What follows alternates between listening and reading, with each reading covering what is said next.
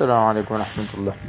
دیکھیے شاہ صاحب، آپ نے پوچھا کہ غسل میں کتنے فرائض ہیں، تو یہ ایک حدیث میں نے یہاں پر شیئر کی ہے۔ علی رضی اللہ عنہ فرماتے ہیں کہ حضور صلی اللہ علیہ وسلم نے فرمایا کہ جس نے ایک بال برابر بھی جنابت میں اپنے جسم سے چھوڑ دیا، جس کو اس نے دھویا نہیں، تو اس کے ساتھ ایسا ایسا جہنم میں عذاب، اتنا عذاب ملے گا۔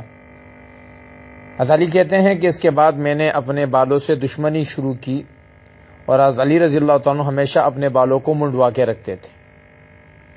اس حدیث سے یہ معلوم ہوتا ہے کہ پورے جسم کا دھونا یہ غسل میں فرض ہے۔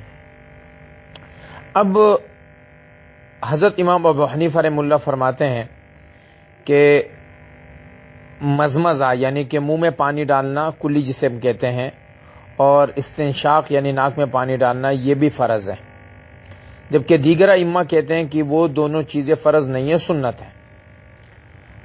امام ابو حنیفہ رحمہ اللہ فرماتے ہیں کہ جہاں اللہ رب العزت نے ہمیں قرآن مجید میں غسل کرنے کا حکم دیا ہے، وہاں پر فرمایا وَإِن كُنتُمْ جُنُبًا فَاتَّطَهَّرُوا، جب اگر تم جنابت میں ہو تو خوب اچھی طرح سے پاکی حاصل کرو۔